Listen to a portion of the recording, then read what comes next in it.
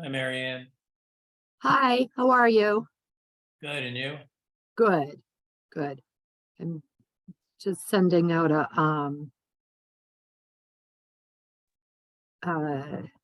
let's see, a town announce, so I will be right with you.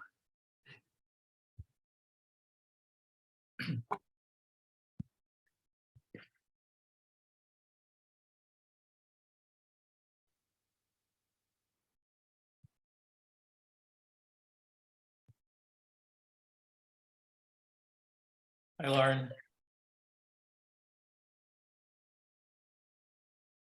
Andrea's going to join us today also, since we're virtual. Awesome.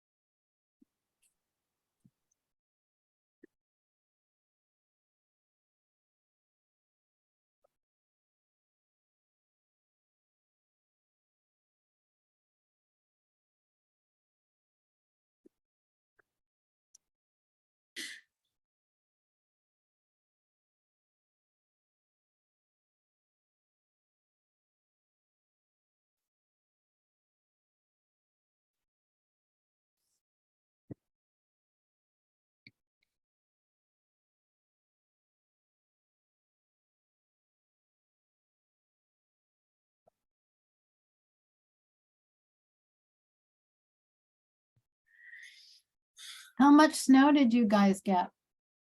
All the snow. At my The- house, I'd say about 18 inches.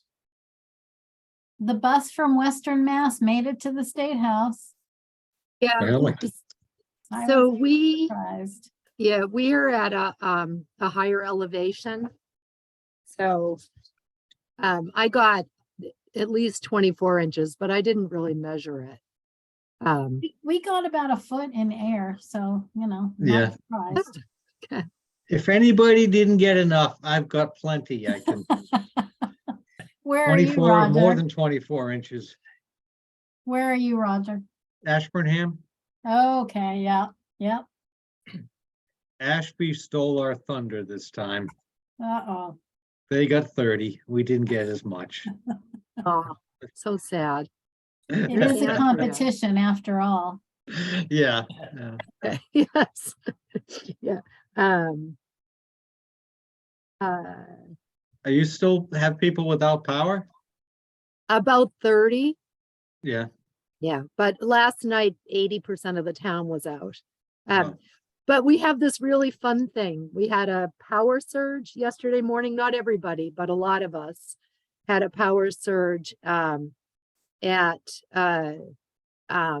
7:30 a.m. And so in my house, I have one circuit breaker that won't click back into place. Yeah.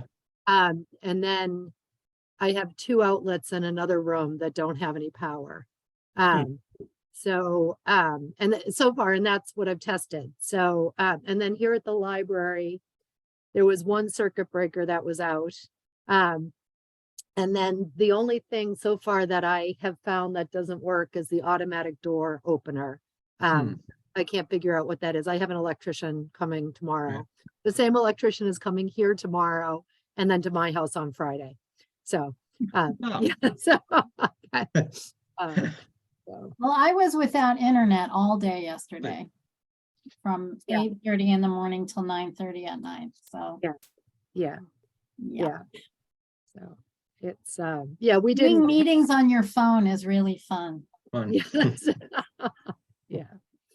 Yeah. I canceled the one. We had one meeting scheduled, the select board chair and I had a meeting scheduled at 9:30 a.m. yesterday, and we canceled that because we didn't have power. So, yeah.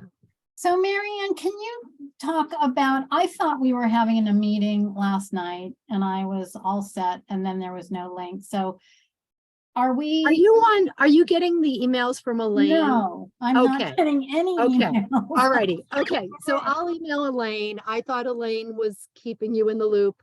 So Matt couldn't meet last night, for some reason. Oh, he was away. And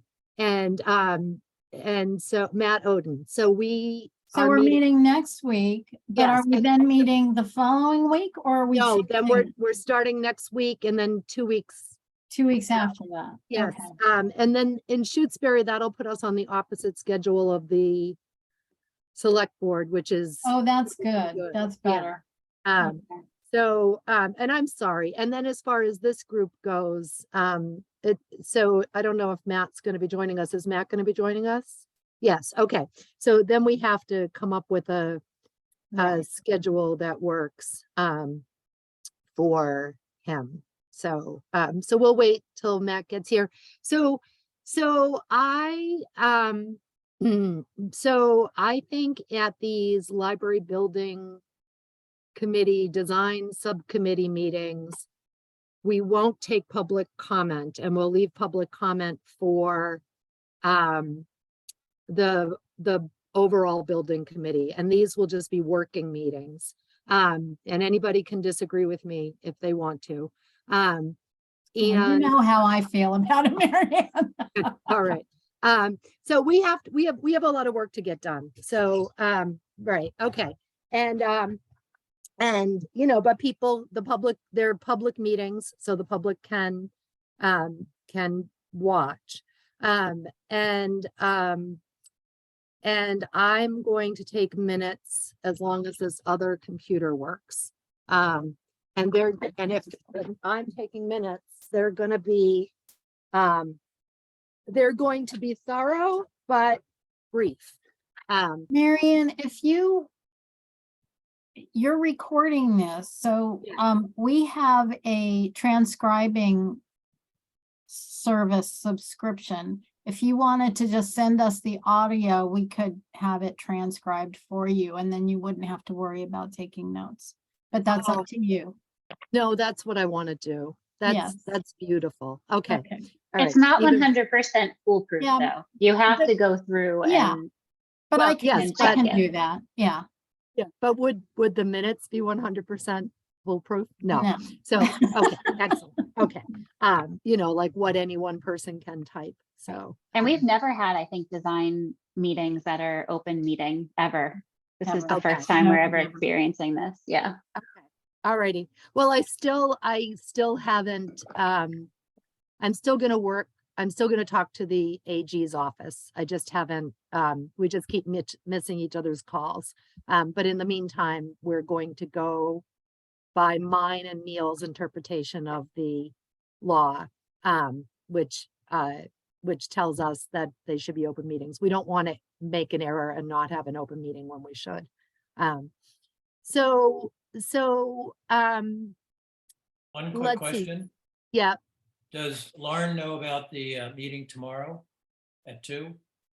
I know about it. I am not going to be in attendance. It's with the Okay. Conservation Commission, right? yes.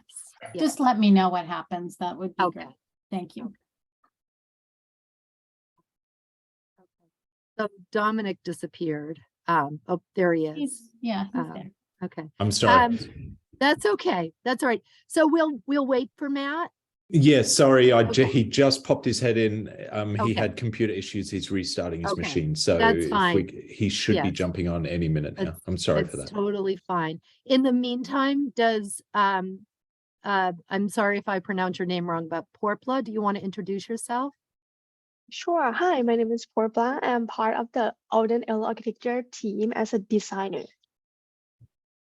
Nice to meet you. Nice to Nice meet to you. meet you, everyone. Mhm. Yeah, Paula has joined us recently and she's assigned to this project. It's been great getting to know her and getting her a part of the team.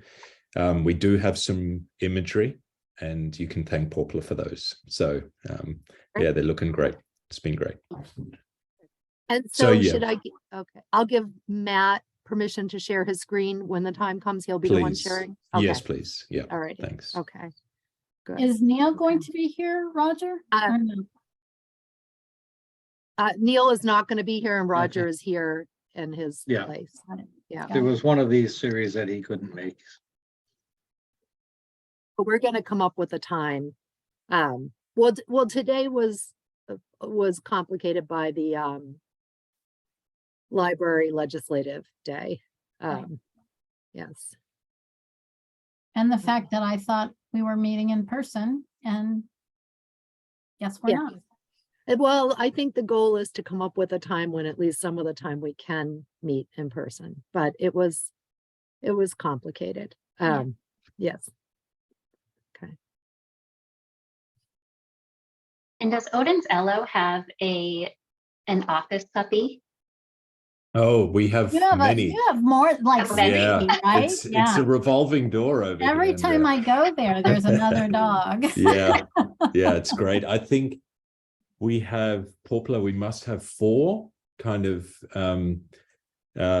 what's a good description, that are here regularly, and then there's some in and out. Unfortunately, mine can't be here.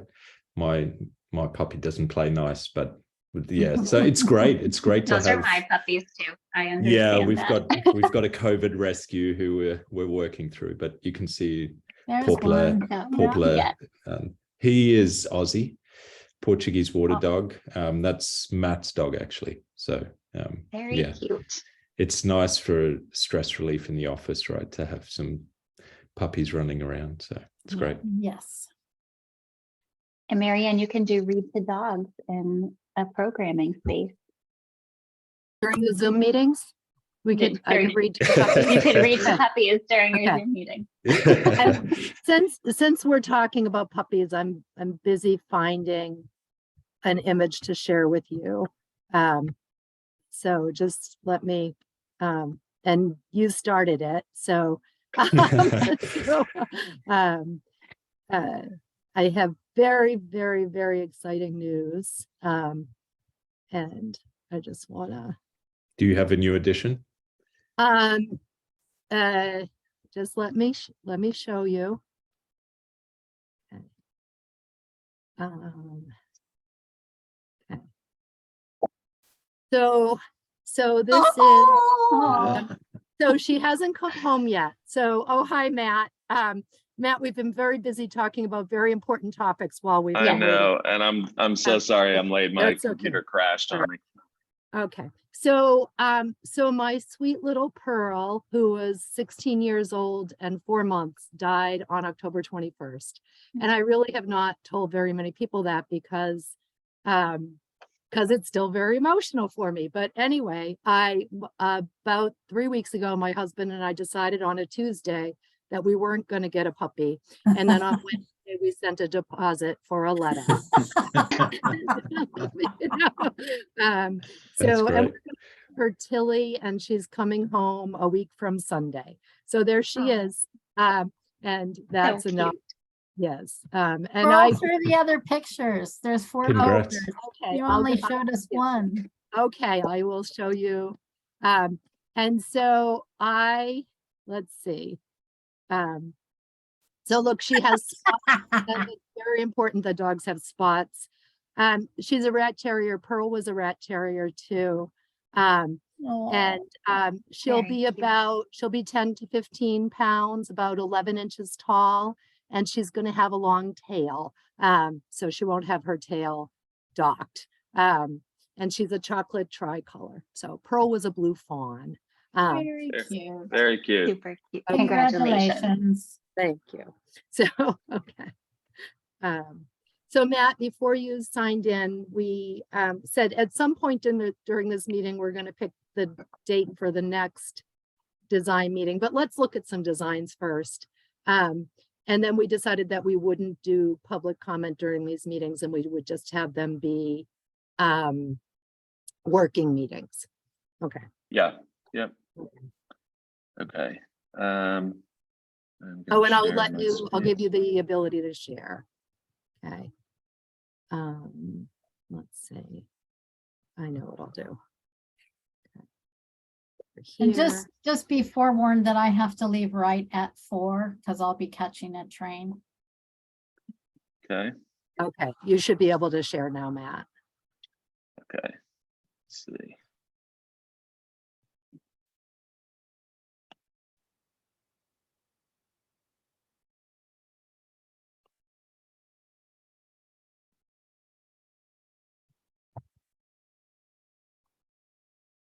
Can you guys see my screen?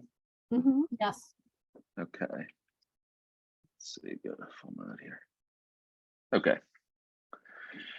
Great. So we wanted to update you on our progress. We've been doing a lot, and I feel like we've advanced things, but it's this. You're going to catch a glimpse of how the sausage is made here a little bit. So we don't have answers necessarily, but we have the beginnings of a process, and we've been focusing on three main themes, which we're going to talk about in conjunction with Fuss and O'Neill and Stimson, our civil and landscape architect, trying to get a handle on site issues, but then at the same time building planning.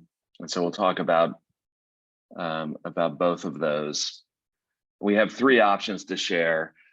The first one is, and you've seen diagrams of all these. The first one we're calling option one, and this is the one where it's fairly simple volume, parallel to Leverett Road, and trying to organize things on the site, understanding the limitations that are placed on us by the wetland buffers.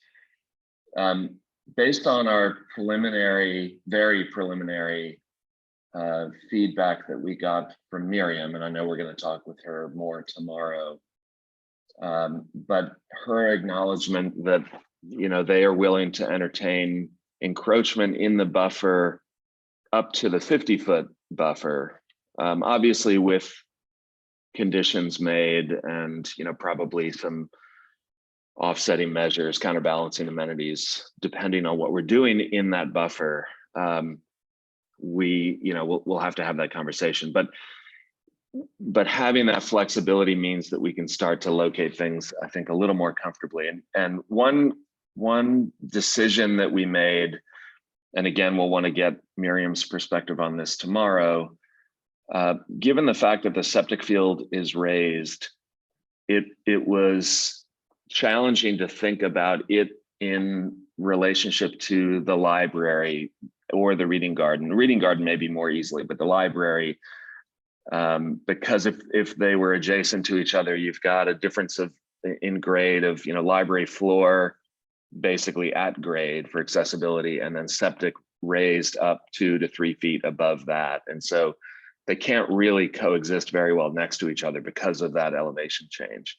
It's a big and very visible element in the site, and so we want to potentially screen it and put it in a place where it's going to be kind of minimally impactful to both library site planning, but also to the wetlands, and we also obviously we want to think about abutters and the road. And so we've put it in this northeast corner, close to the road, with a pretty healthy buffer around it, and we're planning on roughly 30 feet of buffer between the edge of the septic and either the road or the property line, which could be even more heavily vegetated than it is in those two locations. And then we can, as it's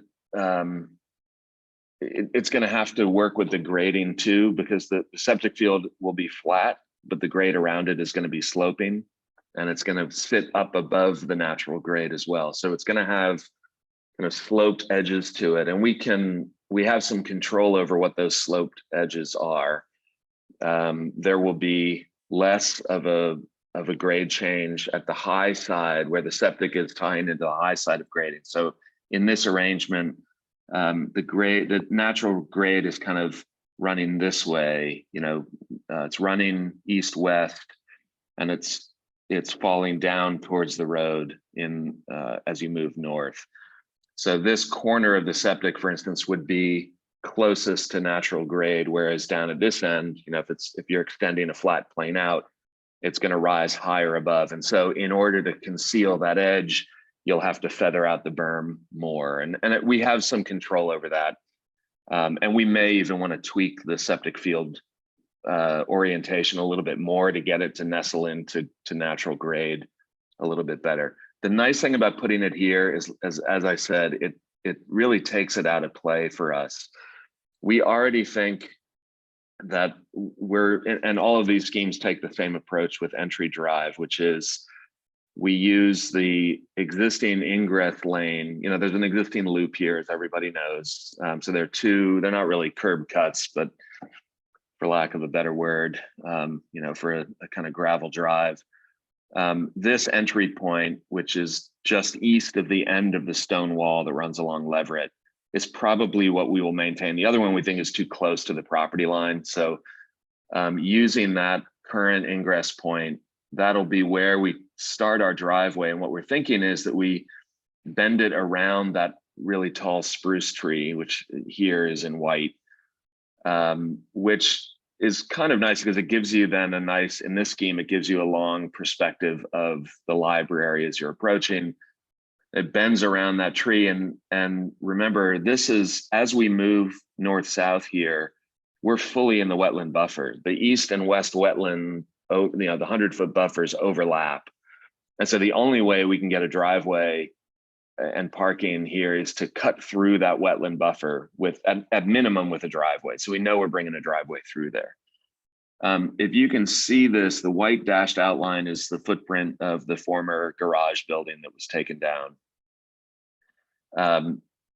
One thing that we have going for us, knowing that we're going to have to come through here, is that that's previously disturbed area. So in terms of the wetlands and Concom, that's area that's already not the best, and we're going to need to do something. Measures have already been taken to clean that up, and we'll continue to have to do things to sort of improve that condition. And so building driveway or parking on top of that is actually a potential benefit as it relates to any, not saying that there are any remaining contaminated soils, but it puts all of those existing soils underneath a cap, and it kind of contains them.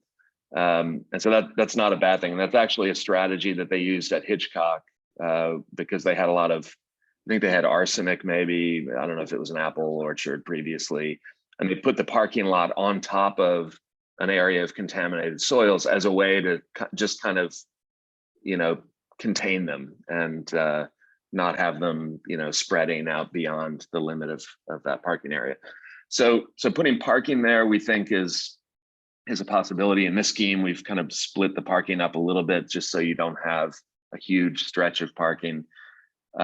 This one ends with a kind of hammerhead turnaround.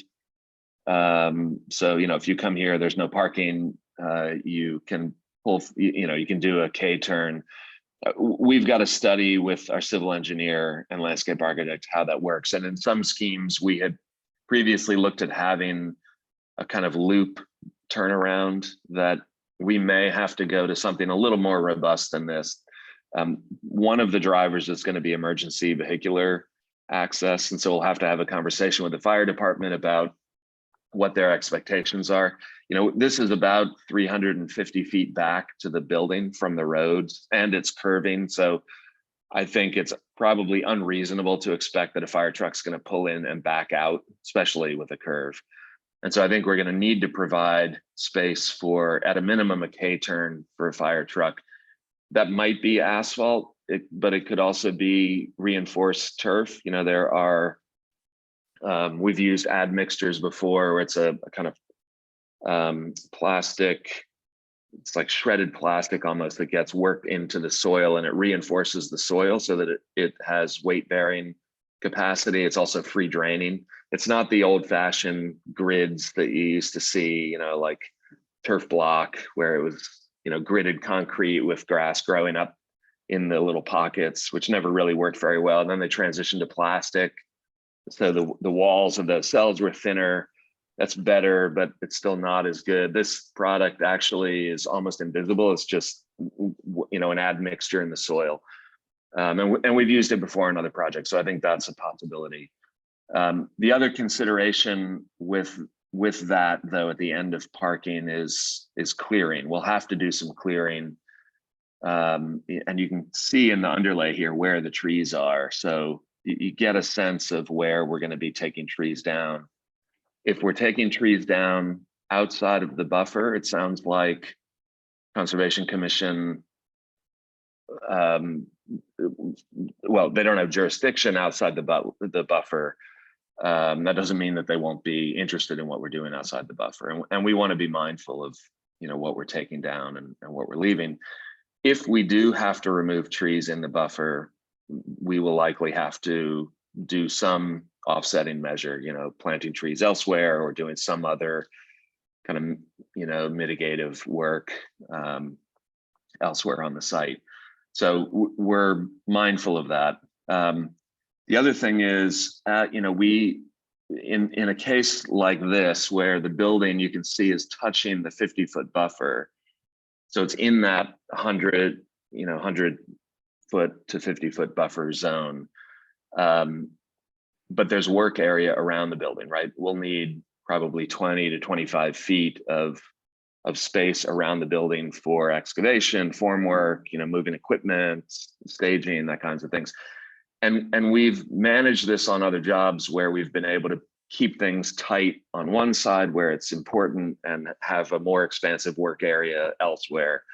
So it's manageable, but there's still some amount of work that has to happen in the buffer. So in a case like this, as you can see in this upper right-hand corner, we will have some work that has to happen in that 50-foot buffer. And so a question tomorrow for Miriam will be, what is Concom's position on that? And assuming, obviously, we would repair whatever work we're doing in that buffer. It would get regraded and planted with appropriate species and kind of restored to a proper condition. But we want to gauge their feelings about that, whether they're willing to entertain that kind of work. So that leads us to then the building. And the building, as we've already talked about in this orientation, does a few things for us. It is oriented east-west. So we have the potential for an entirely south-facing roof with the front of the building, on the north side facing Leverett Road. So the low side of the roof would be on the south side. And then being able to take advantage of that entire roof for PV. And we think that we will need the entire roof for PV. Our preliminary calculations are that we'll need somewhere in the order of 5,600 to 6,000 square feet of PV. Plus there's a 4-foot dimension all the way around the edge of the PV. So from the roof edge to the PV system, you have to maintain a 4-foot border. So that adds some square footage to your roof. So, a 6,000 square foot building with roof overhangs, the roof is going to be a little bit bigger than 6,000 square feet. So that should work out on paper where we're going to, be able to provide 100% solar. The orientation of the building in this direction means that we have a long front on Leverett Road. It's very visible. There's a clear distinction between the front of the library and the back of the library. And so the reading garden is of a different character than the front of the library potentially. And I think we may want that to be the case. Our landscape architect has already noted that there's a kind of natural dense wooded edge, which is roughly, I don't know if you can see this white line that's running east-west. There's a kind of, they walked the site and they said there's almost like a path that runs along there. And to the left of that path is more densely wooded. To the right of that, it's more kind of clusters of trees. And so what they're thinking is that the character of the reading garden might be more intimate in that it's kind of tucked in or nestled in between pockets of trees, whereas the front will likely be more open. Certainly, this is the tree line here, but this portion of the site, east of that tree line is pretty open. There is this clump of trees, which is right in the 50-foot buffer. It's a cluster of evergreens that's very dense. It's hard to know. I mean, it almost feels, and I don't know what our landscape architect's view is of this, but to me, it almost looks like those were planted at some point. They're not native to this site. They didn't just grow up wildly, because they seem so out of character with the rest of the mixed kind of wooded areas that, you know, I could be wrong, but it seems unusually dense and more homogeneous looking to me. But you'll see we have some street perspectives, and that clump of trees makes the building more or less visible from the road, and we'll see that in a minute. So moving into the planning, so we'll show a site plan, or a site plan, a building plan, and then a street perspective, very diagrammatic street perspective. This is basically taking the bubble diagrams that you saw previously, and it's our first path of trying to turn them into a plan and put some furniture in them, so you get a sense of scale.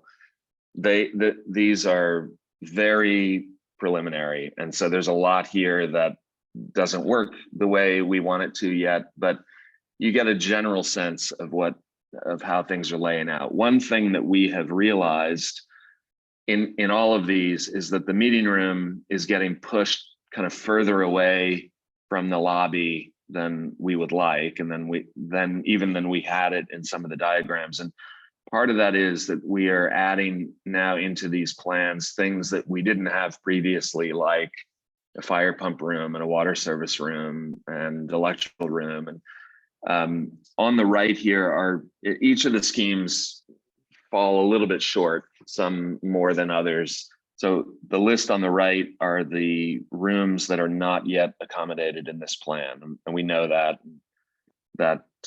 we'll talk about square footages and stuff in a little bit, but that's what this list is on the right.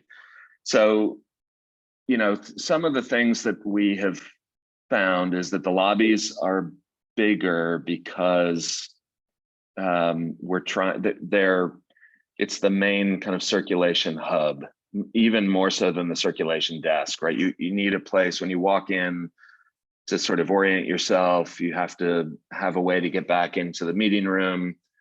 You know, there is some program in there that, you know, it would be contiguous with browsing, but when you look at the numbers, you'll see that the lobbies are a little bit on the big side relative to what was in the program. We also think that it's important when you are first in a building and in the lobby to be able to see outside and kind of orient yourself before you then move into the various programs. So we're trying to keep that middle section open with, you know, access to programmable outdoor space, a view out to the front of the building and the road, and then, you know, clear and generous width into, you know, circulation, and then library space, and likewise down into the meeting room. One thing that has surprised us a little bit is that the proportion of open space, you know, adult and children open space, compared to all of the smaller program spaces is a little bit less. Like I think we were imagining that there was going to be more open area than there is, sort of in a relative proportion to the closed spaces. And especially as we're adding all of these other things like, you know, the water service and pump room, that's adding more and more kind of small rooms that that make the plan feel a little bit more dense. So this one is really organized the way that you've seen it before, with the meeting room at the east end, entering by way of a covered porch into a vestibule and a lobby, some way to close this off after hours so that this end of the building would be accessible. So lobby, meeting room, public restrooms, which are here, the kitchen, all of that would be accessible off hours. Staff workroom and director's office are behind a central circ desk, which has good sight lines of entry down into the meeting room and obviously into the main reading room spaces. Teens are in a closed room directly opposite circulation desk next to the study room. You know, I don't know how you feel about this adjacency, knowing the teens can be a little bit raucous sometimes. You know, I think it's achievable, and I think it it puts a little pressure on this wall in terms of mitigating acoustics, but I think that's doable. But we can also look at other ways to maybe deploy the study room. But knowing that it's a small room, we are trying to cluster the things together that we're going to have a low ceiling, so that above this middle part of the building, we're imagining there's going to be attic space, which is where mechanical equipment would go. We don't want to have a ground located mechanical room with all of the other things that we have to have on the ground floor. We talked also about maybe getting electrical rooms up there, but I think that's probably a little bit less feasible. And we've done most of the mechanical equipment in attic space before. There will be some ground mounted equipment, condensing units that we have some flexibility with in terms of where they're located around the building. So not too concerned about that. In terms of a view from the road, you get a general sense of the scale of this as seen from Leverett Road. Again, this is totally diagrammatic. It's not really a design yet. It's more just so you have a sense of how tall it is, how long it is, how far back it sits from the road. What is outlined here in white is that cluster of evergreens. So you can see if those stay, as you're moving along Leverett Road, you'll really just get peaks of this building kind of on the other side of that cluster of trees. So it's something that we want to understand better in terms of Concom's position about those trees. We'll want to talk to our landscape architect more, and we'll do that prior to our meeting tomorrow, so we have their opinion of what the value of those trees is. But this gives you a general sense then of the scale of the building. This is again assuming heavy timber construction, single pitch roof, running, facing south, basically. So that entire roof faces south for PV. The next scheme then is the one that rotates the building. Stephen has a question. Should we let Stephen ask? Sorry, the Stephen. question? Yes. Yeah, please. With this scheme one, I'm assuming the building's a little closer to the road. I was wondering what that was. Distance from the road. The building is about 350 feet from the road. Okay. Dominic, I don't know if you have the site plan open, if you can get an actual dimension, but based on the 50-foot buffer, that's about as close as we're going to get, we think.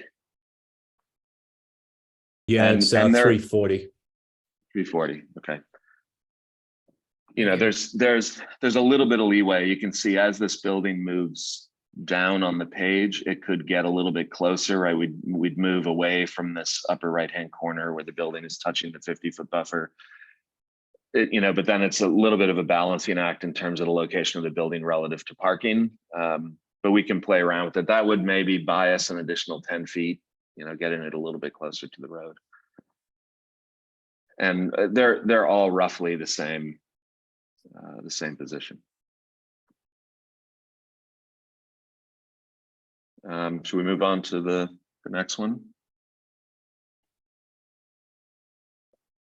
So option 2 rotates the building 90 degrees, oriented north-south, still sloping from north to south. So it's different. Instead of sloping the short dimension, it's sloping the long dimension, so that the entire roof surface is available for PV still. So the high end would be facing Leverett Road.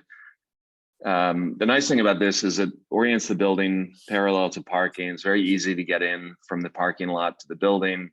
There's good separation between parking on one side of the building and reading garden on the other side.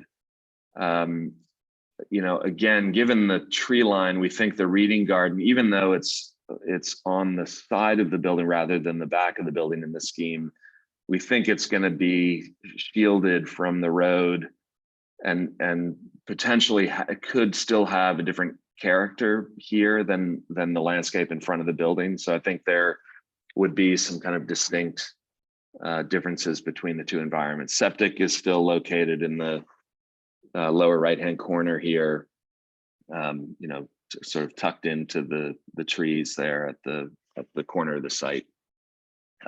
Same approach to driveway. In this case, the parking was all consolidated into a single run, single loaded parking corridor.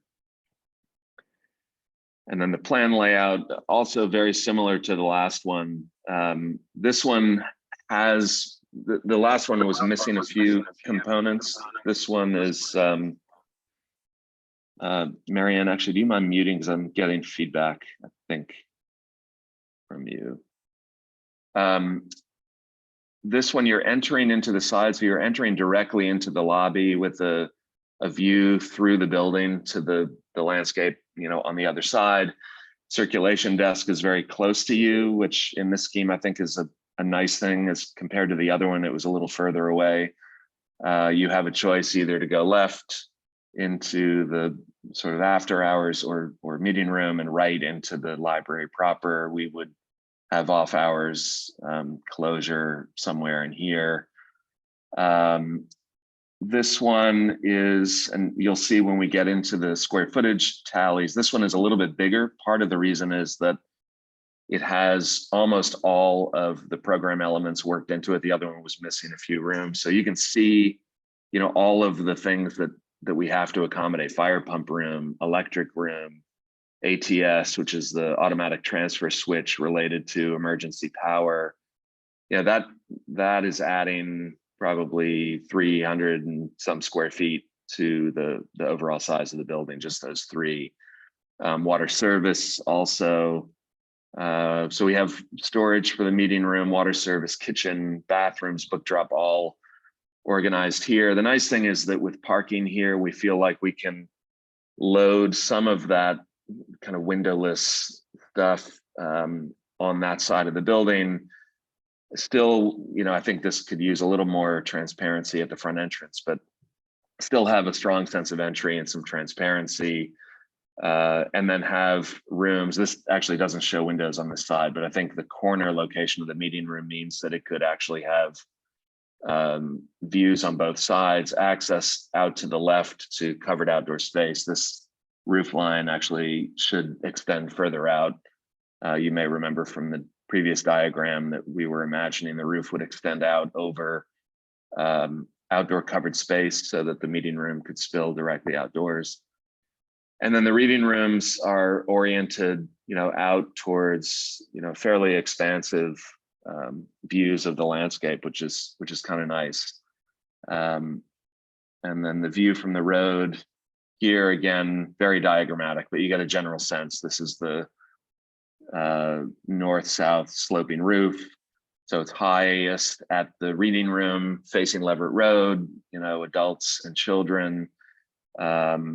We would have in the middle, we still have a decent amount of height, so we'd have room for attic space above circulation, desk, and staff offices. The lobby could be open to structure above, as could the meeting room, and then the roof extends out to cover outdoor space in the back. So it's in a way a little bit more of a dynamic view than the other one, which we kind of like. But again, pretty preliminary. In this one, the front of the building, again, is about, you know, 340, 350 feet back from the road. And then the last one is the L-shaped scheme. Same approach to septic, same entry drive, slightly different handling of parking. So in this one, the parking is extending a little bit further back. I think the parking is a little bit interchangeable in all of these, and there are other options, but you can see we're kind of trying to get it threaded through this pinch point here between the 50-foot buffers. In this one, the library, the L-shaped library, starts to shield the reading garden from parking, but it also orients the building entry to parking squarely, which is nice. Presents a long elevation to the street, and then the building itself, because of the L, starts to define, you know, it's a more defined, maybe more intimate reading garden. And the plan of this one lays out similar to the diagram that you've seen previously, with the meeting room wing to the left as you walk in, library space straight ahead of you. We've got the study room in the corner so that there's some public program at a relatively prominent corner. What this doesn't have is the covered entry porch, and I think we would want to tweak this a little bit to push entry back so that at this corner we've got coverage at the front entrance. But you come into the lobby, circulation desk is located pretty proximate to you when you walk in, backed up by the workroom and director's office. Adult program is kind of in the middle, periodicals, adult collection, computers. Teens are sort of between adults and children in this scheme, and then children at the far end. In all of them, we've taken the approach that children are as far from the entrance as possible, and whether they're coexisting sort of parallel with the adult program like in the other two schemes, or you're moving through the adult program and this one to get to children's, we've put them farthest away based on earlier conversations. This one you can see is still missing a handful of rooms, a staff restroom, which we're waiting for confirmation of this, but we think that's going to be required by code. It wasn't in the program, I don't believe, but in addition to the public restrooms, we think that we'll need a dedicated staff restroom. Our preliminary estimate is that we only need 2 public restrooms based on occupancy. And again, our code consultant is going to confirm these numbers for us, but we think we'll need a dedicated staff restroom. The other thing that we are not showing currently is a family restroom.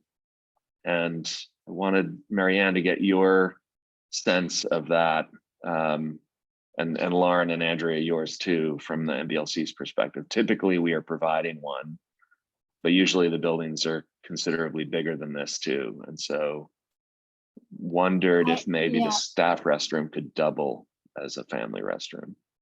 I would say in a building this size, we wouldn't necessarily require a family restroom, but in this particular plan, the restroom is on the opposite end of the building from the children's area, which is a problem because emergencies happen with children. Right, and I think that, and as I said, this one is missing a staff restroom, so that staff restroom would potentially be, I don't know, we've got to look at how that would get integrated in, but it would be somewhere along this right-hand side of the page. Ideally, it would be down next to children so that it's easier for them to get to. But if we look at the other plans, I'm just trying to see where we had the staff. So here, the staff restroom was here next to the workroom. So it actually is pretty proximate to the kids. And we could actually flip this. So children's is on the left and adults is on the right.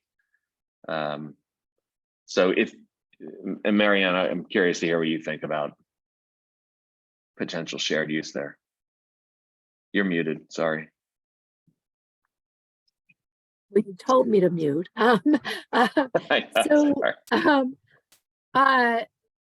Who is this code person who thinks there has to be a staff restroom? And none of the other libraries around here have one of those. Is it a new code thing? I don't have an answer for you yet, and we will get one. All of the other libraries that we have done have required a staff restroom. Right. But right. it could be related to occupancy too. Okay. Because we often insist on a staff restroom, but again, in a building of this size, we didn't think that it was as necessary. I think I'm curious to know about this code question also.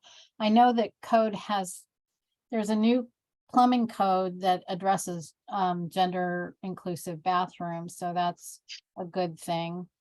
But I don't know about a requirement for a staff restroom. Has that gone into effect, Lauren? The plumbing code that you're mentioning? Has adopted it, yes. They have, okay. Yeah.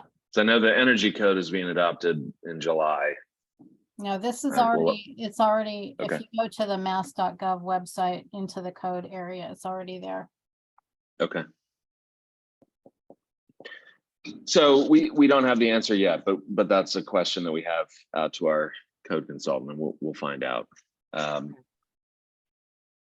And so if, you know, if a staff restroom and family restroom is not required, then that makes this plan a little more challenging, right? Because the bathroom is so far away. And actually, I think in all of these, the restroom, we've tended to co-locate the restrooms in the meeting room, because off hours, we need to provide, you know, access to restrooms and meeting room. And, you know, that is tending to be on one end of the building where the children's room is on the other end. And so, you know, we may find, whether or not it's required by code, we may find that it makes sense to add one, just given that. I think it's going to be difficult to get the restrooms located close to children and still work off hours. That's my suspicion. Matt, do you need two if they're gender inclusive, or are they multi-stall in that situation? No, those are single occupancy.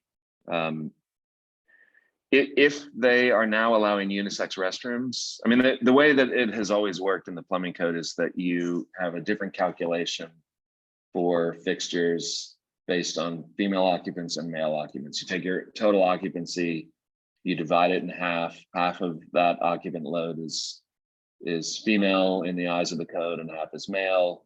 And then there's a different calculation for each. And it's a higher, you know, number of fixtures per group of women than it is for men. And so, but based on at least It's not exactly 1-to-1 in the new That's- calculation, but Okay.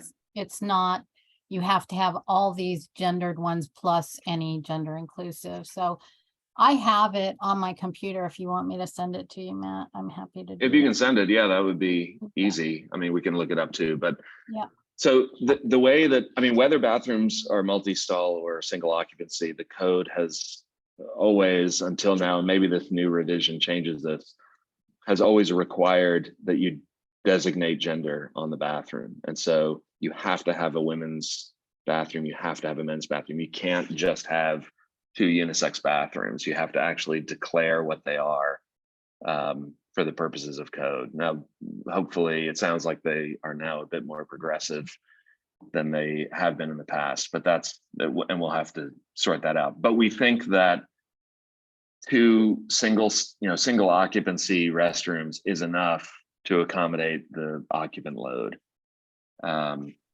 I'm just saying, so if you had, so depending on the meeting room, the requirements there for the restrooms for the meeting room, could you distribute out those two restrooms? So put one closer and keep one next to the meeting room. So that's why I'm just asking if that's a possibility. You'll need two for the meeting room. Yeah, okay. We can't, so off hours, you have to have two bathrooms. We can't Okay. get by with one bathroom. That's just based on numbers, not gender. Yes. Yeah. We'll need two stalls.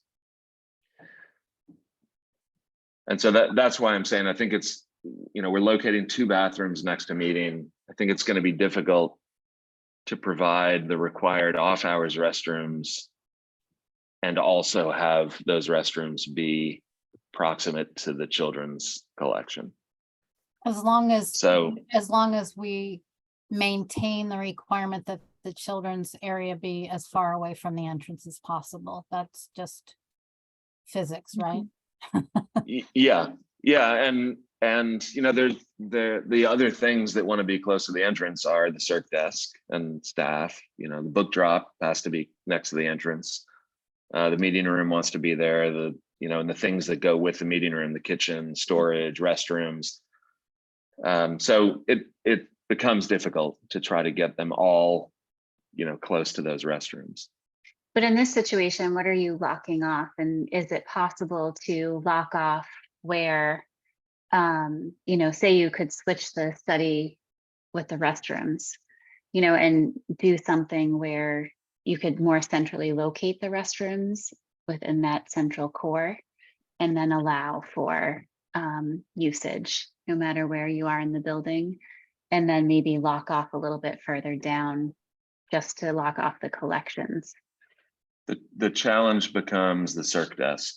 How do you secure the circ desk? Our assumption in this scheme would be that we would close off here, which would be very easy to do. You'd have a you know, a sliding screen or a roll down or something, or even doors, but that's a fairly easy way to close off the library. If you were going to try to do that here or down here, you know, everything that's in this space then is impacted. You can lock these doors, but all of the stuff that's in this middle space then is there off hours. And I mean, it's a judgment call. You know, you can say, well, we're okay with that in this community and don't have any concerns about the fact that people have access to, you know, behind the circ desk or the computers and phones that are there. But it puts things into the public zone that you might not want there. That's the challenge of trying to do what you were suggesting, Andrew. That's not to say that we couldn't, you know, scoot circ down a little bit and maybe have a restroom located where the storage room is here and get the, you know, off hours closure to happen here and have that one bathroom be a little bit closer. There's maybe a middle ground there. And we can look at that, but I think we want to try to keep a clear boundary between what's in the off hours accessible area and what's not.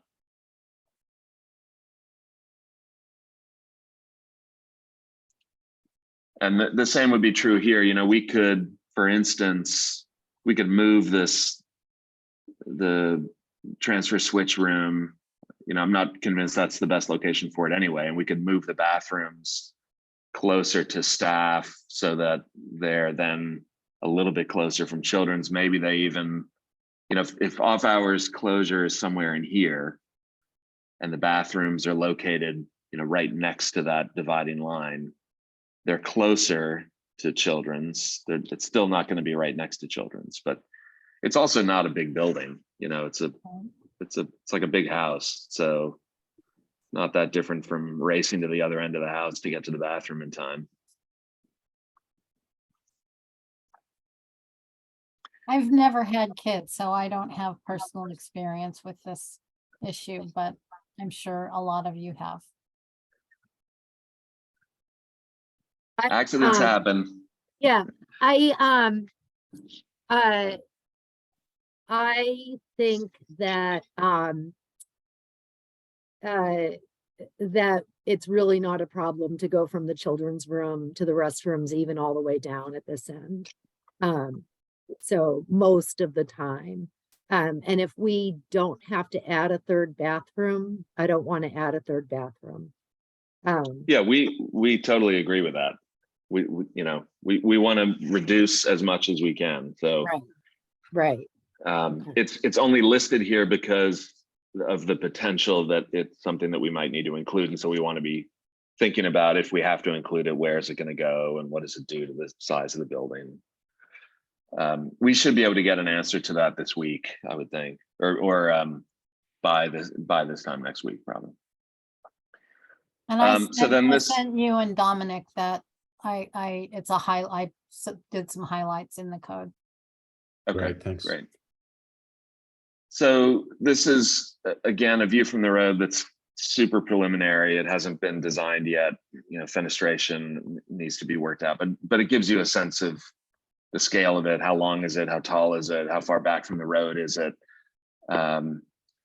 You know, we know that we're going to probably have more glazing at the end where the open reading room is, smaller windows in the middle where we've got smaller rooms and attic space above, and then the potential for again a more prominent room at the corner.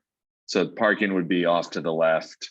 The community wing would be sort of going back on the page here on that left side.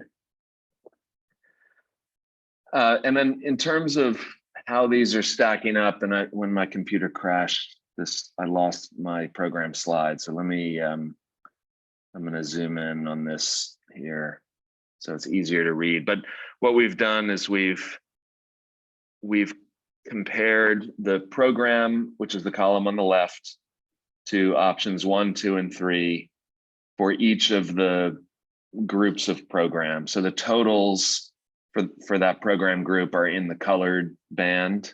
That's totaling up everything that's below it. And then the net totals are down here in bold. So you can see how these are stacking up. The total net program in the building program is 4,223. All of these are big right now. And that's pretty typical at this stage. You know, as we get into the design and we settle on a preferred scheme, and then we start tightening things up, and these numbers will go down. They're actually in a pretty, considering its early schematic design and its 3 different schemes, they're in a pretty tight range. You know, there's about a 250 square foot spread here between the 3 of them, which is not a huge amount, but they're all big relative to the total net. So when you then look at the gross numbers, they are also big relative to what we were projecting. So we were estimating that by the time you add in, you know, all of these things that we know have to get factored into the building, and this list has grown a little bit since we first looked at it. You know, the automatic transfer switch is a new element that we hadn't thought we were going to need before, but our engineers tell us that they think we will. Fire pump room is unique to this building because it has no municipal water, so we need the fire pump because of the underground water storage tanks. Mechanical, we're assuming, we haven't included that here because we're assuming that's in the attic, so it's not factored into the total square footage of the building. It's just plenum space, and it's not true attic space. There's no stair access. It would be just plenum, you know, with access hatch to get up there. Mechanical equipment only. You know, there'd be a way to service the equipment to get up there to service it, but there's no dedicated stair. There's no elevator. And so, you know, you can see also, in addition to all of the net area in all 3 of those schemes being higher than what the program called for, at the moment, they are all falling short of the number that we think we need to support a building of this size, which is almost 900 square feet. Now we may be able to tighten up some of these numbers. What is that percentage, Matt? Is it more than 30% for the unassignable? Well, so the 30%, I know that's what the MBLC uses. The 30% is a combination of unassigned area and grossing factor, and we usually separate those 2 things. And here we've listed just below that line, you can see 6% grossing factor for wall thickness, columns, and circulation. We don't have stairs, we don't have elevators, we don't have shaft space.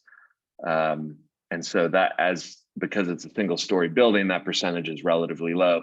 And this 6% actually is based on, we went back to the grant round design and we did a net to gross calculation because it's roughly the same size, roughly the same, you know, net program relative to total growth, and got a sense, you know, and the sort of general openness of the building.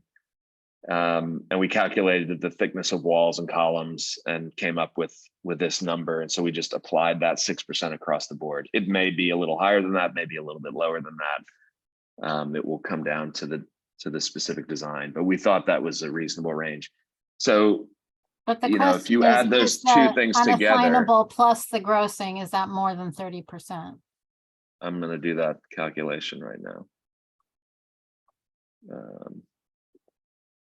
Because people always yell at us saying 30% is too much. 30% is unreasonable. Yeah, I don't think it is. And again, it depends. I mean, if it's a single story building, it's a different number than if it's a 2-story building. Mm-hmm. I don't think that it's the kind of thing where you can just blanket say, you know, 30% is the number. It's going to vary. There's so many other factors that influence that percentage. You know, it might be 25 on a single story scheme, and it might be 35 on a 2-story scheme. If you look at efficiency, which is really usually how we analyze buildings, and that's the percentage here underneath the total gross areas, we would expect a single story building to be up to 80% efficient, which means the ratio of net area to the building gross is that 77 to 80% of that total area is net assignable area, and the rest of it is part of the gross. So you look at 4,223 relative to 898 plus 307, and that's given in this case the program with the total. This is not using the 30%, but the total program, net program plus an actual number that we are trying to reasonably predict for all the things that we know have to be in this building, plus a grossing factor, which we think is a reasonable number, gets us to this gross number, 5,428, which is 77% efficient. And that's kind of in the range we would expect for a one-story building. The bigger the building as a one-story building, I think probably the more efficient it gets to. I'm thinking, Norwell, Lauren, as an example, is 80% efficient.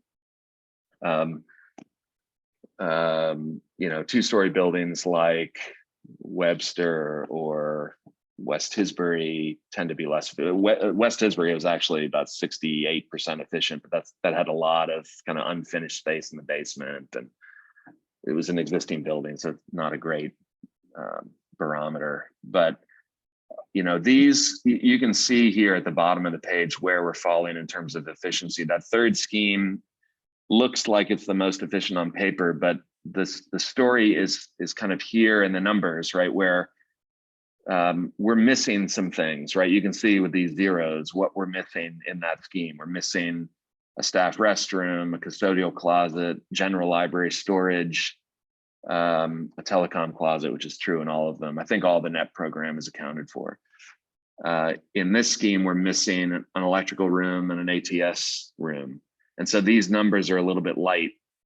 And so the efficiency is a little bit better. This one that has the worst efficiency is because it has the highest net program, and it also has all of the things we've asked for. And in some cases, it's actually almost on the money for what we're predicting for services. So, again, this is early, and so I don't want you to read too much into these numbers. We think we're going to be somewhere close to, in the sort of 77 to 80% efficiency range, which means that we're in a kind of 25 to 30% range for the quote unquote grossing factor, which is all in, net unassignable plus wall thicknesses. It's hard at this stage of a game to really read too much into these, but it's helpful for us because we can see, okay, well, in this option 2, we know that we've got to trim the fat. In all of them we do, but that one in particular is too big. And so, let's revisit the column grid, and maybe it's not right now I think we've got this planned on a 40-foot span. Norwell I think was 45, so it gives you a kind of sense. Each wing was about 45 feet column to column, so we know that's an achievable span.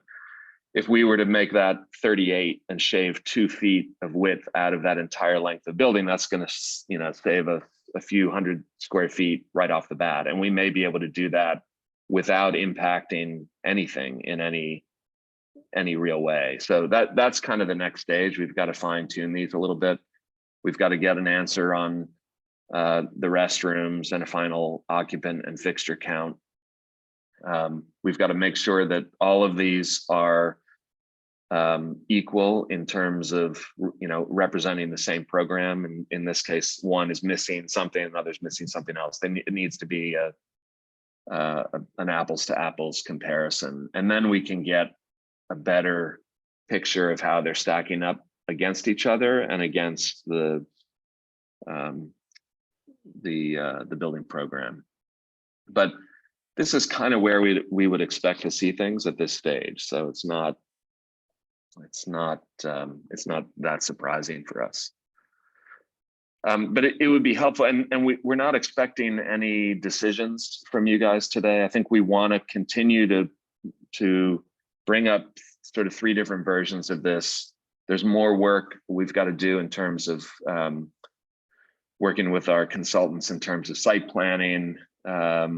We've got some code work to do, and we want to tighten up the plans. But if you guys have comments about anything that you've seen citing, building massing, building plans, I'd love to hear it. Andrea. Thank you. So I am just talking about functionality a little bit. With the adjacency between the adults and the children, I think the third plan allows for the most separation between the two.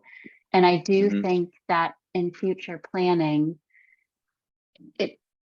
for the future of the building, there might be a desire to put up a wall between children and adults.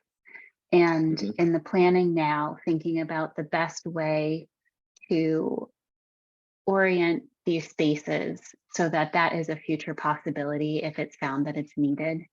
I do think that both for children to be able to be children in the library and adults to be able to do their quiet work and studying or whatever they would like to be doing in the library, that adjacency is a very difficult one. I think it's great that the teens are a separate room because that's important. So,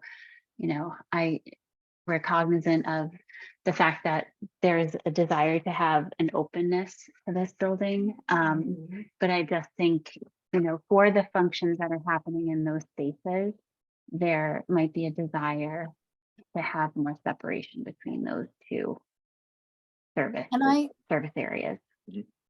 If I've kind of held my tongue on this question until now.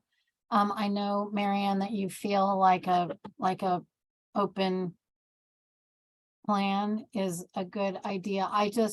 I agree with Andrea, and I think that it would be worth having a conversation with Mark in Monterey about this, because I think that he regrets not having more of a separation now that they've been in operation for a couple of years.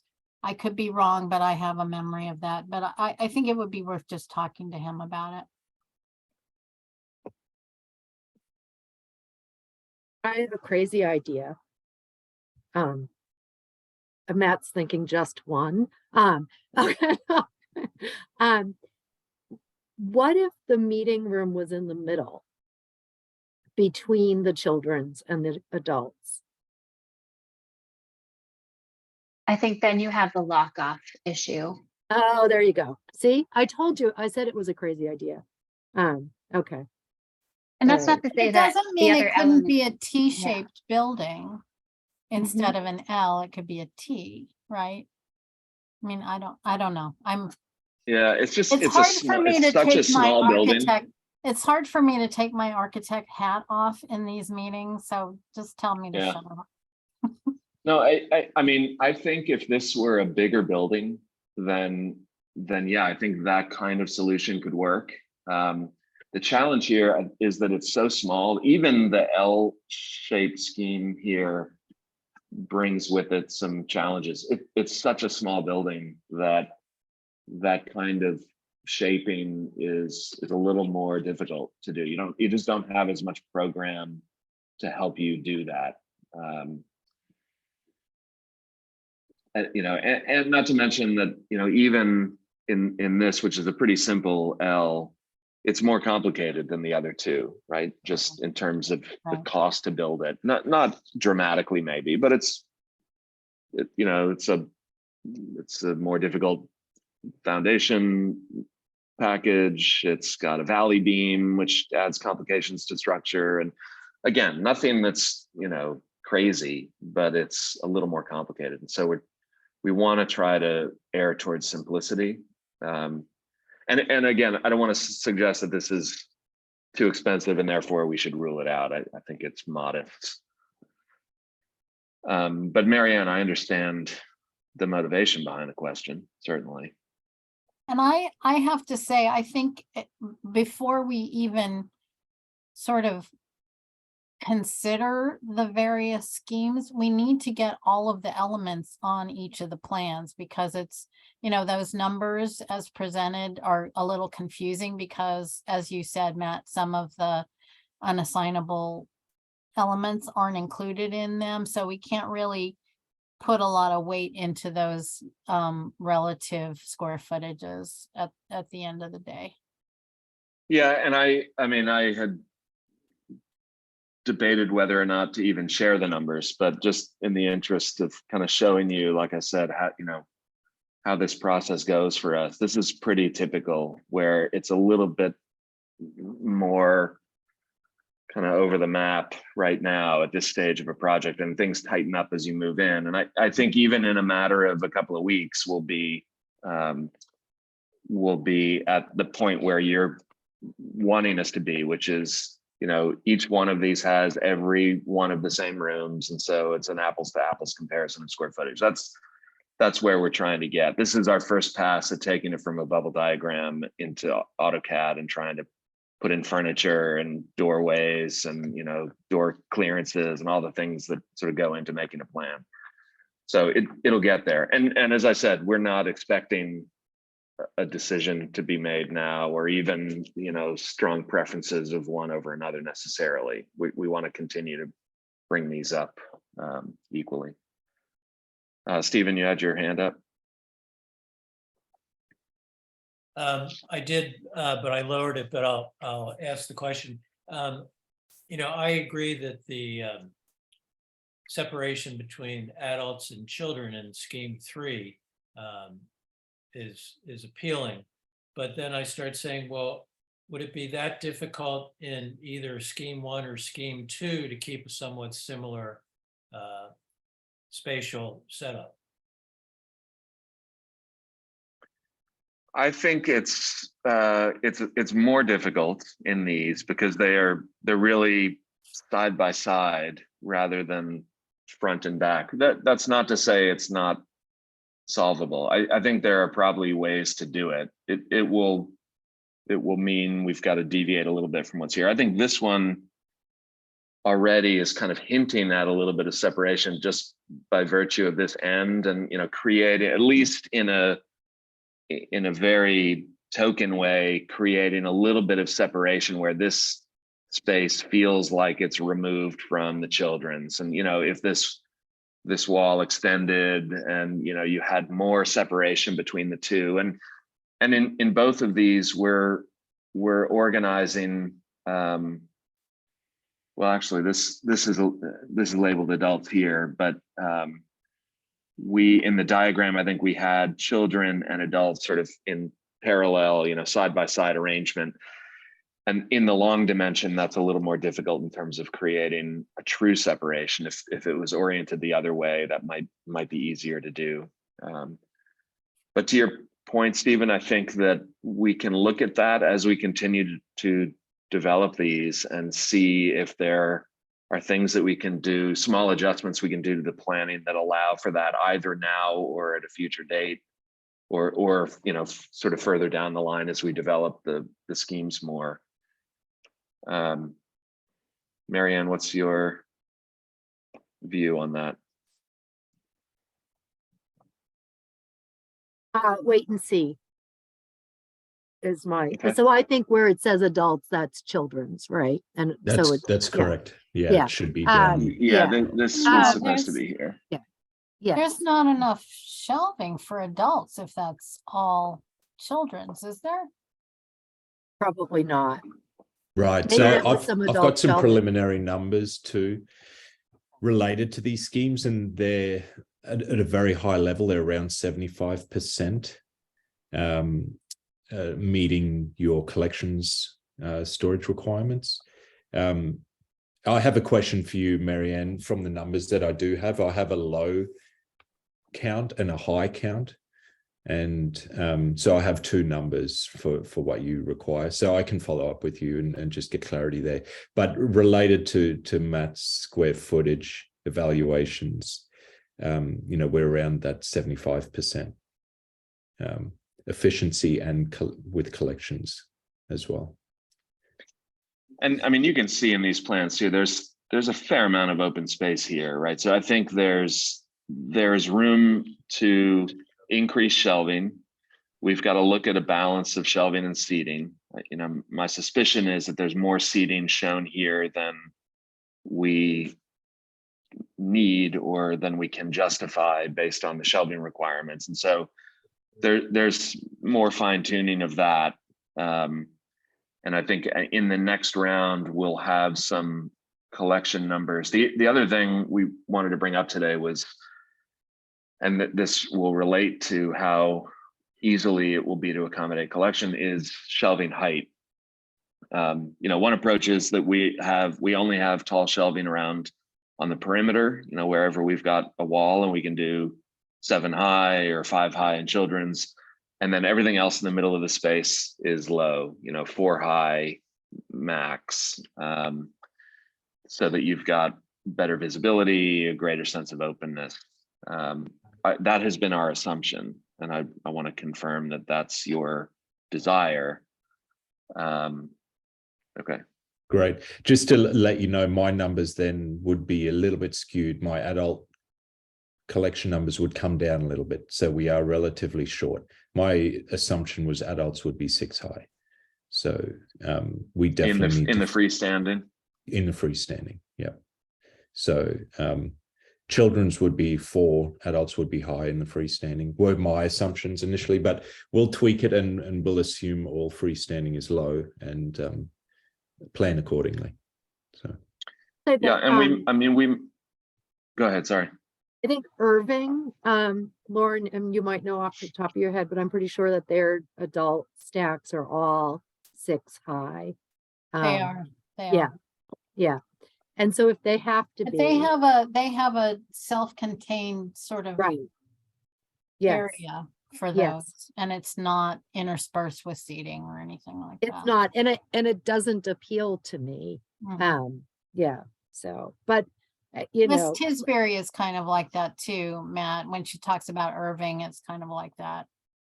That Yeah, lower West Tisbury level. has really a stack room. You Yeah. know, it's and so does Irving, it's basically. Yeah. okay. Yeah. right. The other I thing mean, that you could possibly do is I know you like those floor to ceiling glass walls, but if you reduce the length of those windows, added some more perimeter walls, then you would get more perimeter walls to put 7 high shelves on. You know, even just 1 or 2 more bays on each of those window areas would do quite a bit, I think. yeah, we can include that. I believe Matt ran out of power. He's just logging back on again. Yeah. And Neil is here.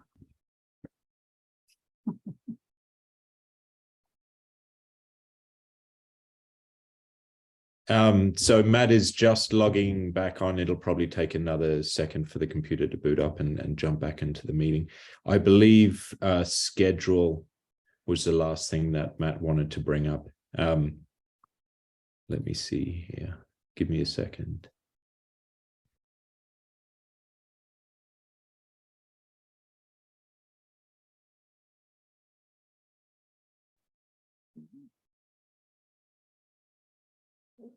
I have also, while this is loading up, Marianne, I had some specific questions about how you would like to program, for instance, the staff workroom, because I think, you know, we have such tight constraints to really try and get things to work. We often have a workroom that has a central freestanding work table. And currently I don't have that in any of the schemes. And we're really looking to conform that room to the adjacent programs around there. You know, would you be happy with a bench condition that would be a workspace instead of a freestanding central table? I just wanted to ask that specific question because that kind of really can play with how things were laying out. So if you're happy with that, that helps a lot. Matt, I've got Keynote up. Do you want me to present or do you still have it up? Yeah. Thank you. Sorry, I've not been having good luck here today with my computer. Marianne, I think I need you to promote me again Oh, since I left and came back. I can do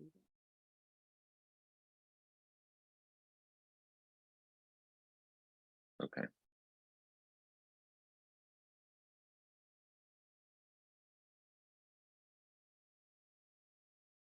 Everybody see this presentation? Okay.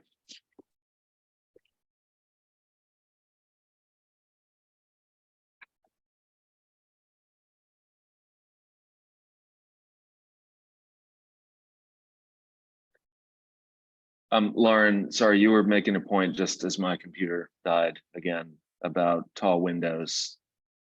Oh, I was just saying that if, you know, we do love the look of those floor to ceiling windows, but if you increase the perimeter walls and just got 1 or 2 more bays of 7 high shelves at each of those big window expanses, then it would reduce the need for taller shelves in the center. Yeah, agreed. And I think this plan actually has a pretty good balance, I would say, of wall to window. Obviously we've got glazing at the ends, and we might be able to increase, Mhm, like this wall could increase. Maybe it even turns the corner a little bit, and then Mhm, we've got a big mhm. expanse here. So I think there's some room to do that. And Yeah. I don't know if those exterior images are even fully coordinated with these plans, but yeah, I agree with you. The more we can get that at the perimeter, the better off we'll be managing the middle of the room. And that's actually another plus for sort of partitioning off the children's a little more, because that would give you more wall space for that. Yeah.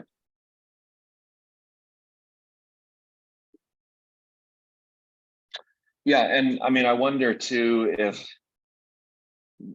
sort of a kind of hybrid approach where they're not fully separated, but let's say there's a freestanding wall Yeah. that even goes all the way up to structure, but you can circulate around it. Imagine it, like a kind of fireplace in the middle of the room, but it's book stacks instead, and it's a kind of centrally located element that helps create some separation. It's not going to do what Andrea, I think, was suggesting in terms of really control of noise. I'm assuming Andrea was really your I think concern. the acoustics, and also, Yeah. I'm also thinking about health and safety, children mixing with elderly patrons in the Mhm. same, I mean, obviously, it's just, now that we've had the pandemic and we know a little bit more about how our building should operate, having that separation, I think, of space is worthwhile for future proofing. Yeah. I know maybe this is going to upset people, but can we talk again just for a minute about children's being closer to the entrance? I mean, it just seems like there are a number of reasons why that might. Here's what I'm thinking of, not this scheme, but the other rectangular scheme, sorry. There was one where the children actually had to walk all the way through adults to get, when children's was at the end and adults was kind of closer to the circ desk from that. Yeah, this one. I had a library that was designed like this in Whistler, and children just run past that adult area to get to the kids area. That's what they do. And I think that we need to think about that as well. I have serious concerns about this plan from that point of view, because it was Mhm. very disturbing to a lot of people. And the kids, I mean, they just ran. You couldn't get them to stop running because they wanted to get to the children's room, and that's Yeah. great. So can we go over again the reasons why we wanted the children's room as far away from the entrance as possible? Was it safety? Was it, what was the reasoning behind that? I can't remember. That was my Marianne? understanding. Marianne, is that accurate? I don't know where that came from. That didn't come from me. So that must have been somebody else who thought that was a good idea. My recollection was there was a comment about potential parents with children having some oversight of the children from the adults' room, and maybe at least being able to lay eyes on a child if they were getting closer to an exit. There was definitely about parental oversight to the children's, some visual connection was my recollection. Well, But visual if you- connection is one thing, but having the Right. children as far away from the entrance as possible is Mhm. something else. Right. I think, as I recall, the conversation came from this diagram that we showed in one of our earlier meetings with Marianne, with you and Elaine, in the basement of Town Hall. And so here, Lauren, is a diagram kind of doing what you were saying, which is putting children in the front. And in this case, to Andrea's comment, I could imagine this being, glazed here and therefore closed off. They're to the What it, bathroom also. yeah, what it does is it pushes the staff and circ desk further away from the entrance. And I think as I remember it, the comment was, or maybe it was Elaine that made the comment, that children felt like they were too close to the front door and therefore more vulnerable. And it would be nice if we could flip staff, get staff closer, children further away. And the kind of follow-up question was, well, how do you feel about children going through the adult space? And our takeaway was that the preference was to have them as remote as possible, and the going through adults was okay. We're happy to revisit that if, Marianne, if you feel like that's something that. I think the problem here was that there was the separation between adults and children's, right? And so if an adult sort of said, okay, I'm going to pop over here and get a book while you're sitting there, there's the big, they There's have the to walk opaque, by the that- staff that and solid yes. block in between. Right. Yeah. And so if all of the staff functions were moved to where the children's were and the children's were put next to the adults, and the adults had to walk through children's to get to the adult area, that might be okay. I mean, and again, we have to remember this isn't going to be so big that even if adults are walking through the children's room, that they're walking, a great distance. I mean, somebody's going to have to walk by somebody, Right. and the adults are less likely to run. Yes.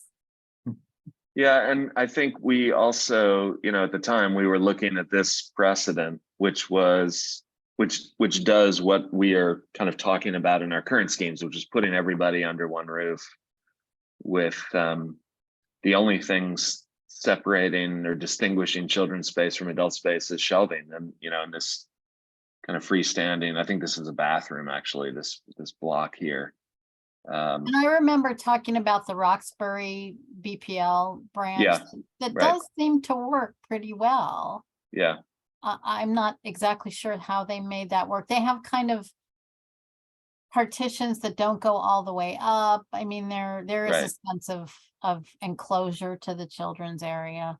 And I Or think that's what maybe this it's reading just note the does. play area, not the collection, that feels enclosed. Mhm.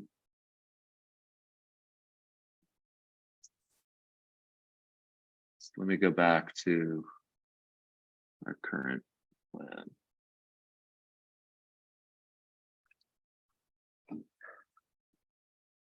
Well, I think, to the original point, which was, is there a way to create more separation and therefore more control, whether that's physical control or acoustic control?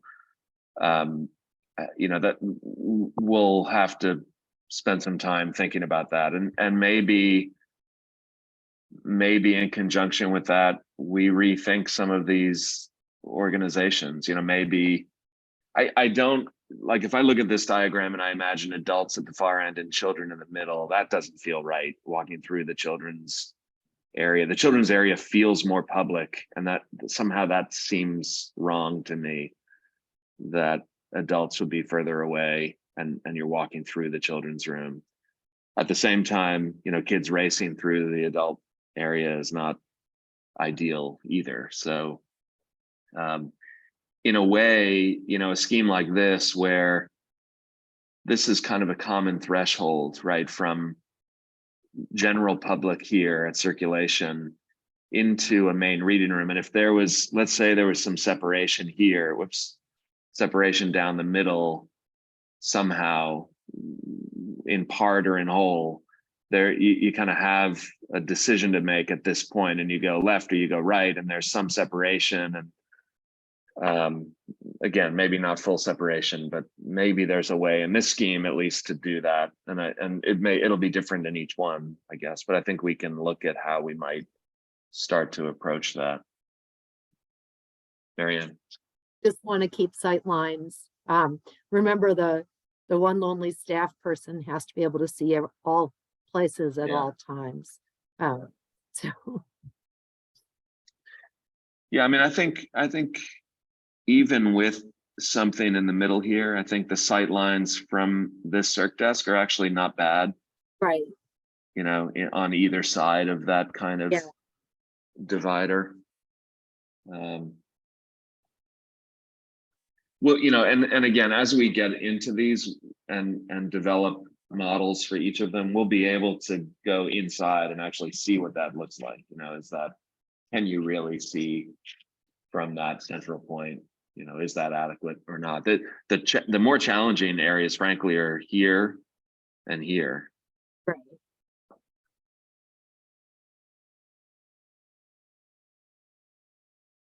But there could be glazing from the director's office Right, and or from the- the teens, so Right. that you could see through to both of those areas. That's a potential. But I do think wherever that wall ends, if it could end in a way where if you decide in the future that you need to put more separation, it can be done Mhm. I relatively think the easily. right. I think the director's office could go on the other end so that glazing could be from the staff room. Well, a instead. staff room, I think you want that to be enclosed because that's your break or your area to kind of not be, right? That would be your staff break And I room. think in no, that would be sort of technical services. And I Okay, think that person wants to be able to see out, into the library. mhm, There's a library somewhere. Well, the Wendell Library has a big window from the staff workroom out Mhm. into the to the circulation area, so that if somebody's working there, and even Leverett, there's a big window, so the person sitting cataloging books can see out into the library. And you Mhm. can have half glass on both of those Right. sides too. Right. So you can Right. have glass all the way through that staff, suite of Right. offices. Right. But you just want to make sure that you have blinds or some Yeah. sort of window treatment, because there are sensitive conversations that have to happen sometimes that Yes. you don't Yeah. want. Well, and you don't have a staff room, so if you want to be eating your lunch, you don't want people looking at you. Right. Did you guys have any thoughts or comments or reactions to any of the site discussion? I think it really depends on what comes out of tomorrow's meeting. Yeah. Yeah. Let's maybe talk about that for a couple of minutes. So for tomorrow, all I was planning to share with Miriam was site plans. I don't think we need to really get into any other detail about the project. And it's at this point, it's informal. It remains to be seen how much she'll be willing to divulge in terms of the way she's going to think about this. But the hope is that we get a general sense of what she will and will not, potentially support. And I felt like she was straightforward in the last meeting and open about the fact that they have permitted things in a wetland buffer before, and that's possible. And as long as we know that's the case, as opposed to absolutely not, never going to happen, then at least we know, okay, well, we can start a conversation there and figure out what needs to happen in order to make that work for Concom. Marianne, you were going to say something. So at the Concom meeting, when they, during the AMRAD hearing the other night, after that, I asked the commission if they had any kind of general thoughts or guidance for us as we move forward with this project. Sort of the consensus that I understood was that they know we're building a library on lot 032, and they know it's a very important project for the town and that the town really wants it and supports it.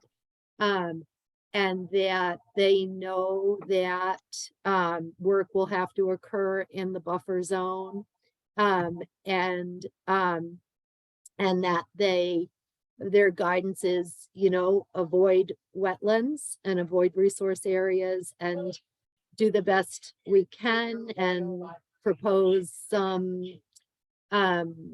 remediation where appropriate. So, Okay. so they know that we're doing this, and they're looking for thoughtful ideas. And they also understand that your team, Matt, is highly skilled and experienced building in wetlands. And they appreciate that. Okay, good. Stephen. Getting to your question, I think the last time we met, I had voiced a concern about scheme 2 in terms of being perpendicular to the road rather than parallel, but in the say the view from the road that you showed, I thought that, assuming that that stand of white pines can possibly be reduced or eliminated, I think that has a really nice road presence, that view. I like it much more than I thought I would. So I just want to make that comment. Yeah, thanks, Stephen. We were also kind of surprised by this one, and it started more as a provocation than anything. Well, we keep thinking about this as a east-west oriented building with a long roof facing south, and what would happen if you turned it the other way? What does that do for you? It does a couple of nice things, and one of those being, as you say, in our minds too, that the view from the street is in a way a little more interesting. It's a little more dynamic, I think, than the one where it's fully parallel to the road. Is the ceiling height, is the highest ceiling height higher in this one than in the perpendicular one? No, it's the same Same. at this end of the building. It's the same as it is in this Okay. scheme at that end of the building. Okay. And this one too, actually, we it's a little hard to tell in this view, but this roof is actually pitching in two directions. It's sloping south. When I saw it, I was wondering, yeah. Yeah, it slopes south so that, it's kind of facing, the roof is facing south, but then we angled the plane up to privilege the larger room at the far end and make it a little lower at entrance and lobby and things. So, and again, just try to make it a little bit more interesting as seen from the road. So it's not just a straight eve line.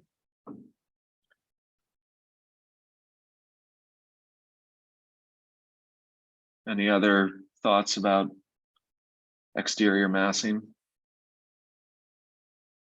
And by the way, we've made the assumption so far that this will be a heavy timber building. I think we would like that to be the case because we see so many benefits of building with mass timber, both in terms of, you know, carbon sequestration, you know, ease of construction. It's actually, you know, it's all made off-site, and it's really, it's like steel. It's produced off-site and it's erected on-site, and so it goes up very quickly. And a building like this, that's this simple, I think would go up in, feel like this frame would go up in a week. You know, it would go quite fast. It's, you know, they're metal connectors, usually concealed between the beams. The other benefit is that you expose the structure. Given the size of the building and the type, we're not going to be required to provide, and the fact that it's fully sprinklered, it doesn't have to be fireproofed, so you can expose whatever that structural material is, even if it's combustible material. And so you get a benefit out of the fact that you don't have to conceal the underside of the structure, right? It would be a structural wood deck. And we would actually evaluate structural wood decking, which is like 3-inch thick planks, you know, tongue and groove planks laid across the roof beams. We would evaluate the cost of that relative to CLT panels, cross-laminated timber panels. The advantage of cross-laminated timber is that you can get bigger spans, and so you would potentially reduce the number of beams that you need to support that roof deck. It's still attractive. You have, you know, a natural wood finish. It's a little bit different because it doesn't have the texture of the wood decking. Our recent pricing has shown that it tends to be a little more expensive. So I'm thinking that a more conventional glulam with structural wood decking is probably, in this case, more cost effective. But as I said, that's been our kind of starting point. But if you guys feel otherwise, this is the time to say so. And I just, before we, if there is a discussion about that, could we go on to schedule now? Because I do have to Sure. leave right Yeah. at 4. And if you want to talk about that afterwards, that's fine with me. Yep. So we are here. We have a meeting obviously tomorrow with Concom. So we're right at the kind of midpoint of schematic design. We're still, as I said, waiting to get some information from our code consultant.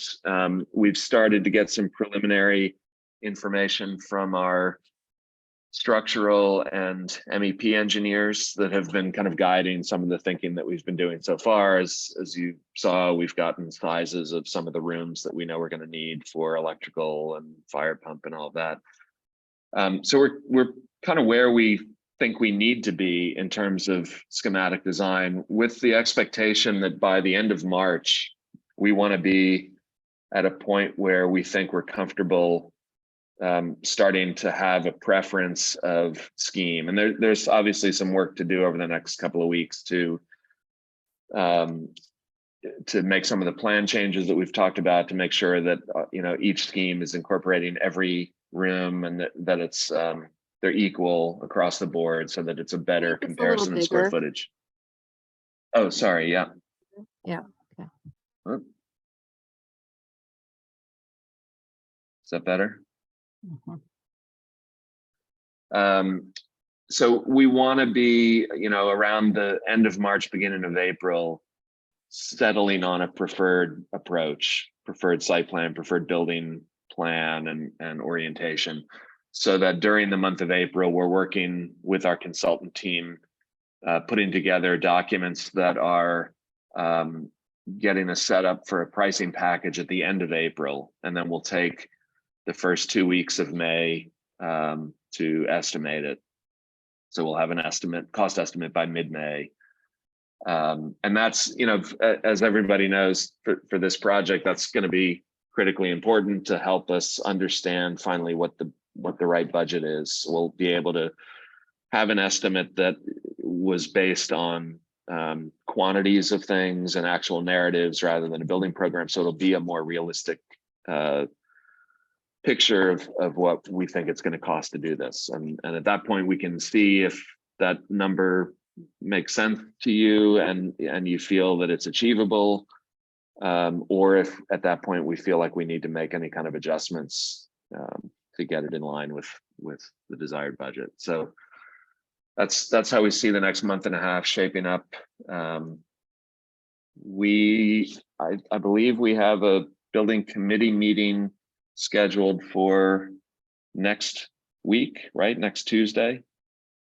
And I think what we will plan on sharing, then we'll obviously we'll show updated site plans and exterior building massing, but also exterior, or sorry, building planning. We'll do another round of revision, and so hopefully by that meeting we've gotten things tightened up a little bit, and we'll hopefully have, you know, some thoughts about this discussion about separation between children and adults as well. So, and then, you know, it'll be just another step beyond where we are now.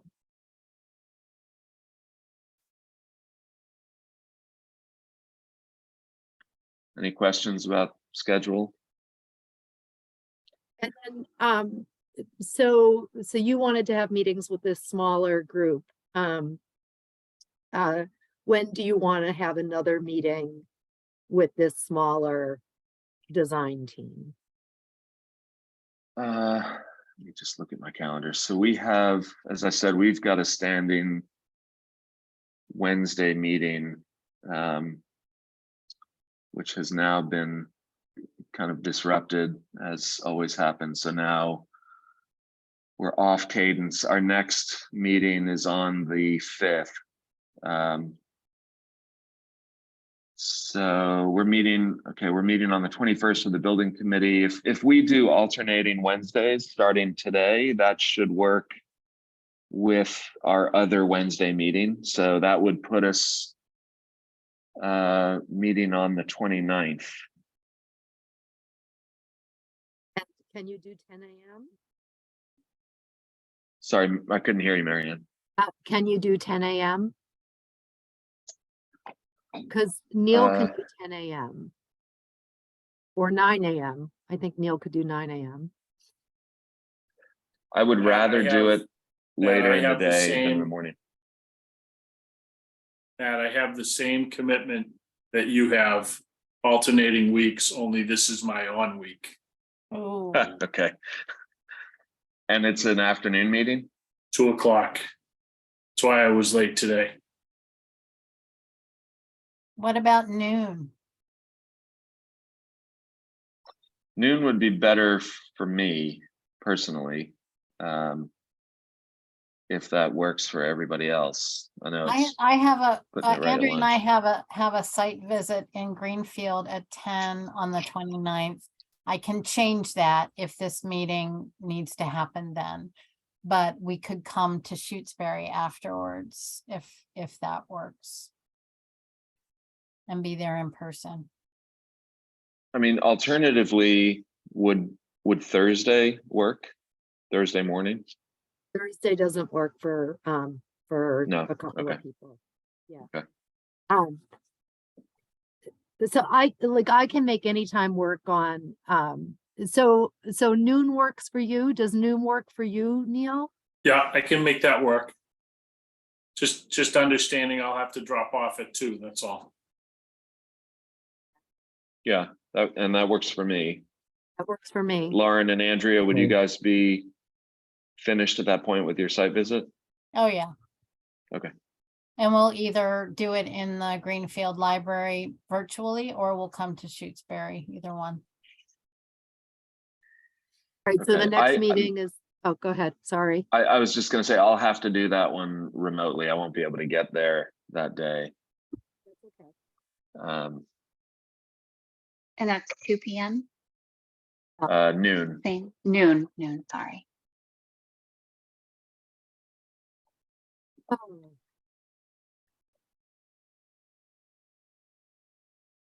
Okay, so noon it is. And then it should work for us to go on a 2-week cadence beyond that. So the following meeting then would be the 12th, 26th.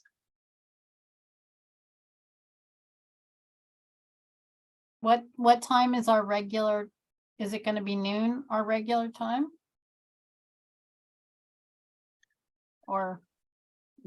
I mean, noon works for me, but I don't know how others feel about it.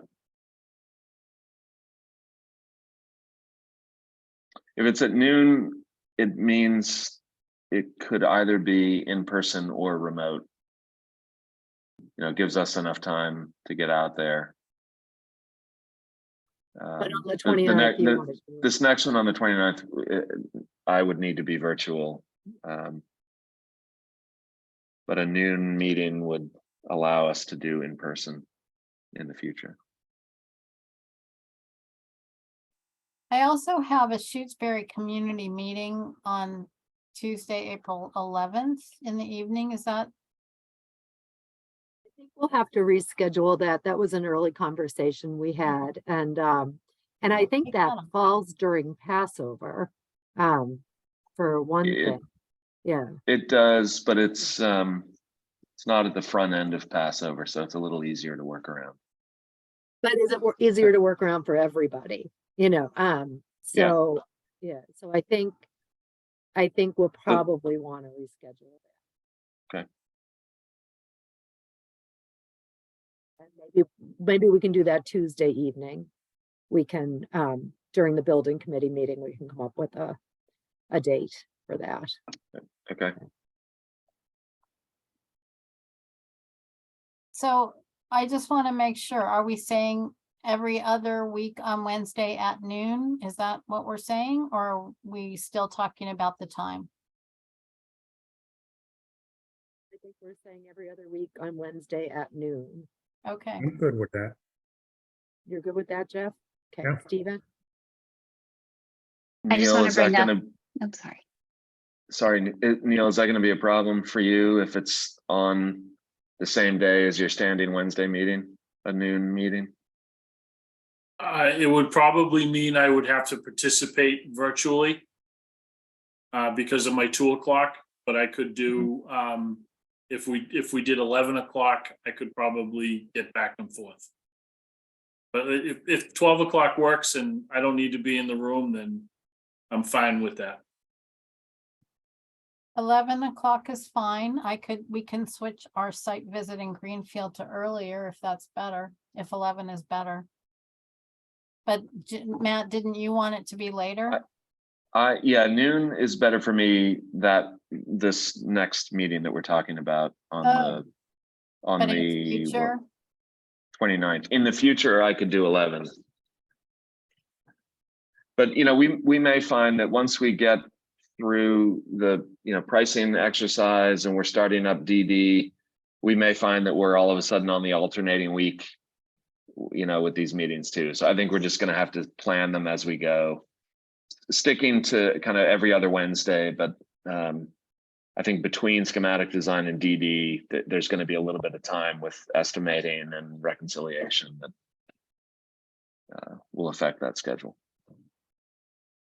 And I just wanted to say at the end of May and the beginning of June, if we stay on this schedule, we have a few conflicts where we would have to do virtual for us. that's why I was asking about 11 or 12, because if it's at 11, the May 24th meeting will work fine. But if it's at noon, then Andrea and I won't be there for that particular one. But it's okay if we miss one.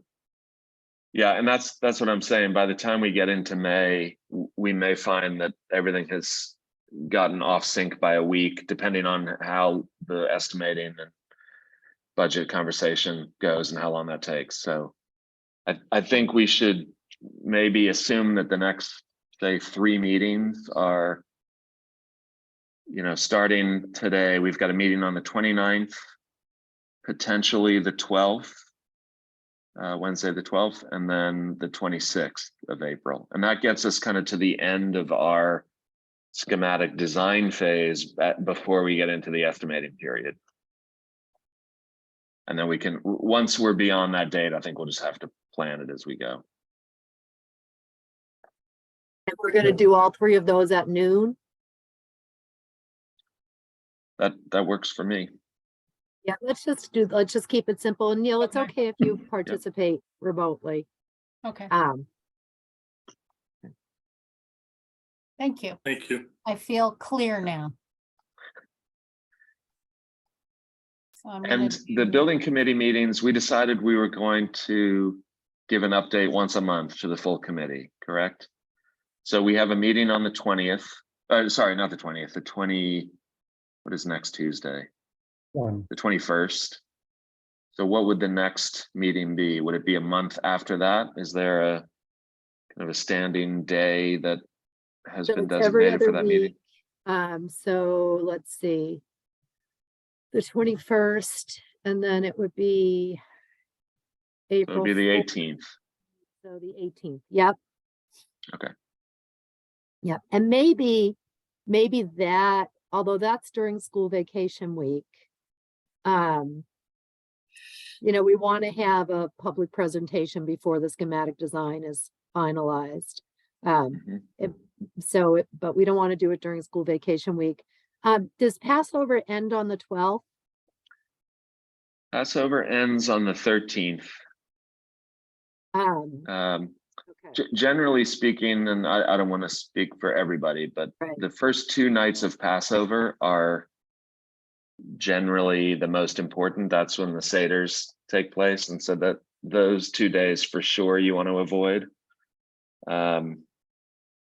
Again, it varies from person to person, but the Okay. later days of Passover are usually less of a problem in terms of coordinating things. All right, I'll email someone. So if we wanted to have that public presentation on the 11th, you would be available for that? I would person? be, yes. Okay, Yeah. all righty. Okay, let me email one person and then the committee can discuss it Tuesday evening. So just because I want to be sensitive to people's holidays, and it's not a holiday I have personal experience with. Mhm. So. Okay. And does the community meeting have to be on a Tuesday? It doesn't have to be on a Tuesday. I'm just looking at the calendar and thinking we've got a design meeting scheduled the next day on the 12th. Would we want to do the community meeting the same day and meet in person, with the design group earlier in the day and then follow up with an in-person community meeting after that? We could, so the community meeting would need to be at about 7 p.m. Yeah, right. Okay. Okay, we could, let's talk to the committee and see how many committee members can make that night. I'm sure the school is available. Okay. So, okay. All right. And it's just Passover. When you mentioned Passover was starting, then I looked at the dates of Passover and I saw it went through to the following week. And so, but let me email someone and then we'll, and we'll have that information for Tuesday. Okay. Yeah. Yep. Okay. Sounds good. Okay, I'm gonna head off. Marianne, just give me access to your audio file when you're done. Yes. I'll take care Okay. of the transcript. Thank you very much. That'll be guys great. later. Okay. All right. All righty. Thank you. Bye, Lauren. Bye, Lauren. Thank you. So I didn't hear anything about glulam construction. Are people generally supportive of heading in that direction? I think that's what I envisioned. So I think that's Okay. good. Yeah. Okay. Good. Okay. And I also, All right. like Stephen, I was impressed with scheme 2. I didn't think I was going to like that in terms of the massing and the elevation, but I came away very impressed with that one. Okay. Good. Yeah, that as I said, that was a surprise to us as well. So we'll continue to develop these and we'll have more to talk about next week and then at our meeting in 2 weeks. Anybody else have any other comments before we head out? Matt, Andrea, nothing else? Matt and Dominic, you guys will send me the slides, please? Yeah, we'll send a PDF. Thank you. You. Okay. I have to unlock the Okay. door. I'll be right back. Okay. Oh, I must say, I really like putting the septic where you show it. I think it becomes, a non-element, although it can become an element, a positive element, but thinking of this raised septic behind the building or somewhere close to the building, just kind of see that There's our architect right there and him. eyesore. And here, I'm gonna mute myself. Yeah, and both our civil engineer and our landscape architect seem supportive of that direction. So our civil engineer has a septic design sub-consultant to them, and we're waiting to get some more specific feedback from them about the size of the leaching field. So what's represented on those site plans is roughly 50 by 100. We may find that it can get smaller than that, but we were trying to go in with a kind of conservative size now, just so we're, not planning for something small and finding we need more space than we thought we did. So, but the hope is that it gets a little smaller than that as we get further into the design. The only other comment I could make about that is septic systems around here only last so long. So we would need to think about where's the next septic system going. Yeah, we can certainly ask Fuss and O'Neill that question. I mean, there's a maintenance plan that you're going to want to have for that septic. It's Title V septic, and I actually don't know what the state mandated. Neil, maybe I don't, but is there a state mandated maintenance plan required for a Title V septic? Not that I recall, Matt, but I'd have to look into it further. Yeah, okay. Yeah, so Jeff, we can find out what the lifespan is properly maintained, what we can expect, but it's a good point. If we have to relocate it, that's a challenge. Although I know Go for ahead. residential around here, talking to our septic guy, 20 to 25 years is about as long as they last. Okay. And then It's how long before that soil has recovered? I don't think around here it recovers. Okay. Jeff, And what is it? What is it? Is it a high silt content, or what is the? I think they get filled up with stuff and they no longer function correctly. I'm talking at least here with my house, my septic system started to fail and we had to put in another one in another location. And they told us about 25 years is good. And that's with pumping it out every couple of years. It is, okay. Yeah, I don't know. It's a great question. We'll dig into that with our consultant. We're actually going to see them tomorrow, so we can ask them that question. They're coming out for this meeting with Concom. Okay, great, thank you.